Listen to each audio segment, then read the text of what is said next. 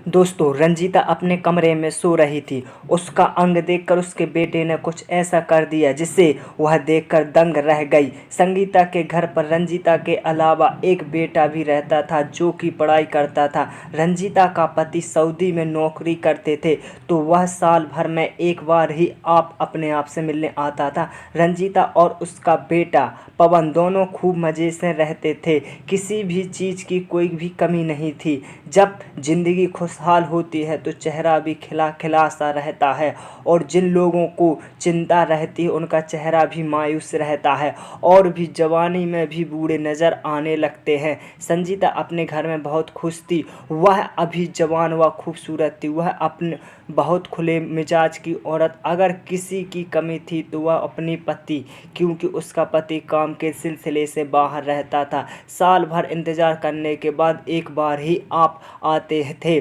जब उसका पति आता था तो उसके अंग की गर्मी शांत होती थी, पर रंजीता से एक गलती हो गई। एक दिन कहानियाँ पढ़कर उसने अंकों से लाकर वह सो गई, और उस दिन उसने ज़्यादा कुछ नहीं पहना था। गर्मी की वजह से वह कम कपड़े पहनकर सो गई ताकि गर्मी से राहत मिल सके।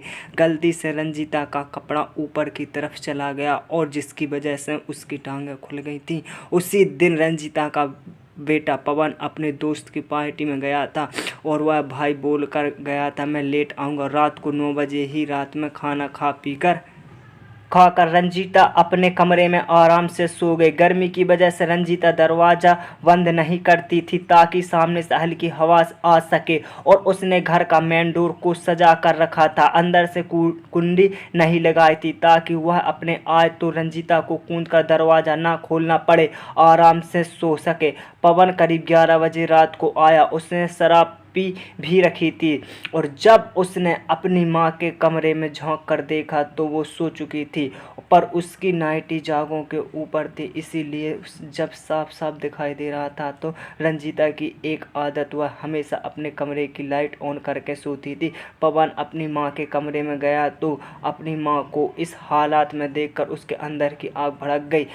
उसने जैसे ही अपनी माँ को छुआ तो उसकी माँ की आंखें खुल गईं, और संजीता जल्दी से अपने कपड़े सही किए अपने बेटे से बोलती है।